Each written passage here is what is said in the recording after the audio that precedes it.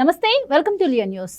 జగన్మోహన్ రెడ్డి తిరుమల తిరుపతి పర్యటన రద్దు తర్వాత ఆ పార్టీ అయితే పూర్తిగా డ్యామేజ్ జరిగినట్లయితే తెలుస్తోంది. అయినా కూడా ఆ పార్టీ నాయకుల్లో ఎటువంటి మార్పు రాలేదు. మరి ఈ రోజున ఆ పార్టీ నాయకులందరూ కూడా టెంపుల్స్కి వెళ్తున్న పరిస్థితి అయితే మనం చూస్తున్నాం. అందులో ముఖ్యంగా రోజా కూడా మధుర మీనాక్షి టెంపుల్కి అయితే వెళ్ళడం జరిగింది. అక్కడ ఆవిడ కొన్ని వ్యాఖ్యలు అయితే చేశారు. ఇటు చంద్రబాబు గారి మీద కావచ్చు, అటు పవన్ కళ్యాణ్ మీద కావచ్చు. సో చంద్రబాబు గారు పూజలకు వెళ్ళేటప్పుడు బూట్లు వేసుకుంటారని, అలాగే పవన్ కళ్యాణ్ గారి వైఫ్ క్రిస్టియన్ అని కూడా ఆవిడ మాట్లాడటం అయితే జరుగుతోంది. మరి ఇంత జరిగినా కూడా ఇలాంటి వాళ్ళు మార్పు రాకపోవడాన్ని ఎలా చూడొచ్చు? మరి రోజా కూడా ఏం మాట్లాడాలో తెలియక ఏదో ఒకటి మాట్లాడుతున్నట్టయితే కనిపించింది. ఇంతకీ రోజా ఏం మాట్లాడారు? మరి ఆ పార్టీకి జరిగిన డ్యామేజ్ ఏంటి? అసలు వైసీపీ పార్టీ మున్ముందు ఎలాంటి దుష్పరిణామాలు ఎదుర్కోబోతుంది? ఇలాంటి విషయాలన్నీ తెలుసుకుందాం. మనతో పాటు ఉన్నారు senior political journalist doctor Durga Vadlamani గారు. నమస్కారం మేడం. నమస్తే అండి. సో జగన్మోహన్ రెడ్డి పర్యటన రద్దు తర్వాత కూడా, అంటే ఇటు దేశవ్యాప్తంగా ఇటు రాష్ట్ర వ్యాప్తంగా కూడా ఆ పార్టీని అందరూ చీకొడుతున్న పరిస్థితి. ఎందుకంటే జగన్మోహన్ రెడ్డి ఈ విషయంలో సెల్ఫ్ గోల్ వేసుకున్నారన్న విషయం చిన్నపిల్లని అడిగినా చెప్తారు. ఇలాంటి పరిస్థితుల్లో కూడా మరి రోజా వచ్చి ఇప్పటికీ మార్పు రాకుండా అవే మాటలు, అవే లాస్ట్ టైం ఏం మాట్లాడింది ఇప్పుడు కూడా అదే మాట్లాడుతోంది. ఇంకా వాళ్ళు ఏంటి, నేను క్రిస్టియనా, నేను హిందువునా అని చెప్పి తిరుమల వెళ్ళి ప్రూవ్ చేసుకోకుండా ఇప్పుడు వచ్చి మళ్ళీ చంద్రబాబు గారిని, అలాగే పవన్ కళ్యాణ్ వాళ్ళ వైఫ్ క్రిస్టియన్ అని ఇలా మాట్లాడుతుంటే అసలు ప్రజల్లో ఏమనుకుంటారు అన్న ఇంగిత జ్ఞానం కూడా వాళ్ళకి లేదంటారా? అసలు ప్రజలు వాళ్ళ మాటల్ని ఎలా నమ్ముతారని వాళ్ళు భావిస్తున్నారు? మీరేం చెప్తారు రోజా వ్యాఖ్యల గురించి? ఇప్పుడు మీరు చెప్పినట్టుగా ఇప్పుడు సెల్ఫ్ డిఫెన్స్లో పడిపోయాడు జగన్మోహన్ రెడ్డి. ఇప్పుడు వెళ్ళలేడు, వెళ్ళి డిక్లరేషన్ ఇవ్వలేడు. అహం, ఒకటి అహం, రెండు నేను మాజీ ముఖ్యమంత్రి, నేను ఇవ్వాలా అంటున్నాడు. నువ్వు దేవుడి దగ్గరికి వెళ్ళినప్పుడు నీ పదవి కాదు కదా, నువ్వు నిజంగా నీకు నమ్మకం ఉంటే ఒక భక్తుడిలాగా వెళ్తావు, ఒక సామాన్య భక్తుడిలాగా వెళ్ళాలి. ప్లస్ నువ్వే చెప్పావు కదా, 4 గోడల మధ్య నేను క్రిస్టియను, నిన్న ఒప్పుకోవాల్సి వచ్చింది. ఆయన గత్యంతరం లేక ఒప్పుకున్నాడు. అంటే ఇంతకాలం ఒక ముసుగేసుకుని నమ్మించాడు ప్రజల్ని. స్వరూపానందేంద్ర స్వామి చేయించాడు, మనం చూసాం ఎలక్షన్స్ ముందు, ఎప్పుడు 2019. ఆయన ఏదో హిందువుగా మార్చానన్నాడు. అంటే ఇప్పుడు ఈ మతానికి పూర్తిగా ఆయన కట్టుబడి లేడు, ఈ మతానికి కట్టుబడి లేడు. అంటే అటు క్రిస్టియన్స్ని మోసం చేస్తున్నాడు, ఇటు హిందువుల్ని మోసం చేస్తున్నాడు. చూసారా మీరు? అటు క్రిస్టియన్స్ ఈరోజు బాధపడతారు. ఇప్పుడు ఎవరైనా కూడా, అంటే అన్ని మతాలు సమానమే కదా అని మీరు అనొచ్చు. నిజమే, మనం కూడా అన్ని మతాలు గౌరవిస్తాం. చర్చికి వెళ్తాం, మనం మసీదుకి వెళ్తాం, అవసరమైతే అంటే దర్గాకి వెళ్తాం, మనం కూడా వెళ్తామండి, తప్పులేదు. కానీ మన మత విశ్వాసం మనకు ఉంటుంది. కానీ ఈయన ఏది చెప్పుకోకుండా ఇన్ని సంవత్సరాలు, ఇంచుమించు ఇప్పుడు 50 ఏళ్ళు పైబడ్డాయి కదండి ఆయనకి, 52 ఏళ్ళు ఉంటాయి కదా, 52 ఏళ్ళు తన్ని తాను మోసం చేసుకుంటూ ప్రజల్ని మోసం చేశాడు ఆయన. ఒకటి. రెండోది, ఇప్పుడు ఆయన ఏం చేశాడు? నిన్న డిక్లరేషన్ ఇవ్వలేడు, తిరుపతికి వెళ్ళలేడు. తిరుపతికి వెళ్తే డిక్లరేషన్ ఇవ్వాలి. నేను గతంలో 11 సార్లు వెళ్ళాను, నన్ను ఎవరూ అడ్డుకోలేదు. అక్కడే తప్పు జరిగింది. అక్కడ నువ్వు డిక్లరేషన్ ఇవ్వకపోవటం వల్లే ఈరోజు ఈ సమస్య ఉద్భవించింది. కానీ ఇది మంచికి పరిణమించింది. ఈరోజు డిక్లరేషన్ అనేది తప్పనిసరి అయింది, తప్పనిసరి అవ్వాలి కూడా. ఇప్పుడు మనం ఒక చర్చికి వెళ్ళినప్పుడు చర్చి విధి విధానాలు పాటిస్తాం కదండి. అక్కడికి వెళ్ళి మనం దండం పెట్టుకుని మన ఏమైనా శ్లోకాలు చదువుతామా? వాళ్ళు ఊరుకుంటారా? అలాగే నువ్వు తిరుపతికి వచ్చినప్పుడు, తిరుమల కొండ ఎక్కినప్పుడు నువ్వు అక్కడ ఒక డిక్లరేషన్ ఇమ్మన్నప్పుడు ఇవ్వు. డిక్లరేషన్ ఎందుకు?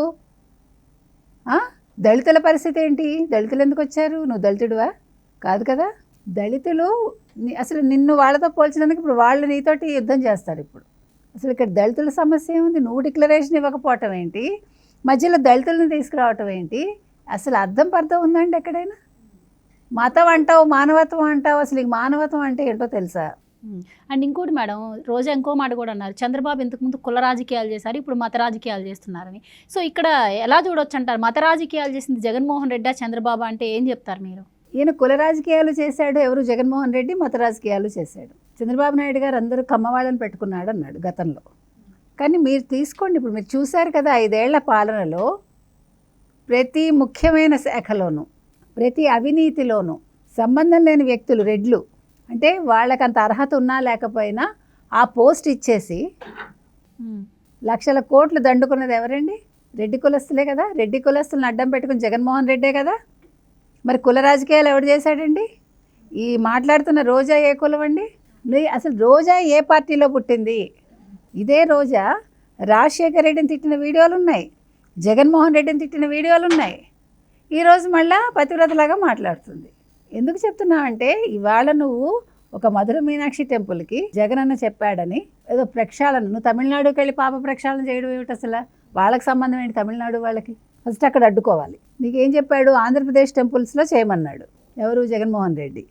ఎవరికి? చంద్రబాబు నాయుడు చేసిన పాపంట కడిగేయాలట. ఆ పాపం కడిగేయాలంటే మరి ఆంధ్రప్రదేశ్లో చేయకుండా నువ్వు తమిళనాడు ఎందుకు వెళ్ళావు? ఫస్ట్ అక్కడ ప్రశ్నించాలి రోజాని. రెండోది మధుర మీనాక్షి టెంపుల్కి వెళ్ళి నువ్వు అక్కడ రాజకీయాలు మాట్లాడటం ఏంటి? ఫస్ట్ ప్రెస్ది కూడా తప్పు ఉందండి. గుళ్ళకెళ్ళి వీళ్ళు మైకులు పెట్టుకుని కూర్చోవటం ఏంటి? రాజకీయాలు అసలు వాళ్ళు రికార్డ్ చేసుకోవటం ఏంటి? ప్రశ్నలు వేయటం ఏంటి? వాళ్ళని కూడా మనం తప్పు పట్టాలి. ఇప్పుడు ఒక శాంక్టిటీ ఉంటుంది కదా. ఒక మసీదుకి వెళ్ళి మీరు ఈ పని చేయగలరా? ఒక మస్జిద్ దగ్గర మీరు వెళ్ళి మీ మైకులు పెట్టుకుని ఒక ముల్లాని అడగగలరా?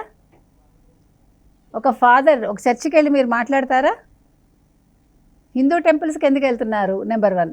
నెంబర్ 2, నువ్వు అక్కడికి వెళ్ళి ఏం మాట్లాడావు? చంద్రబాబు నాయుడు ఏంటి మత రాజకీయాలు చేస్తాడు, కుల రాజకీయాలు చేస్తాడు. పవన్ కళ్యాణ్ భార్య క్రిస్టియన్ అయినా ఆవిడ పూజల్లో పాల్గొంటుంది చీర కట్టుకుని. మీరు చూస్తే కనుకైతే ఆవిడ పక్కా సంప్రదాయబద్ధంగా వస్తుంది ఆవిడ, మనం చూసాం. ఇప్పుడు మన మత విశ్వాసం వేరే ఉండొచ్చు, కానీ భర్తకు సంబంధించినప్పుడు ఆవిడ అందులో పాల్గొంటుంది ఆవిడ. అండ్ ఇంకోటి, గుడికి వెళ్తానంటే నీ మతం ఏంటని అడుగుతారా? నా మతం మానవత్వం, డిక్లరేషన్లో రాసుకోండి అని చెప్పి ఒక మాట అన్నారు. అండ్ ఆయన చాలా మాటల్లో కూడా అంటే క్లారిటీ మిస్ అయింది.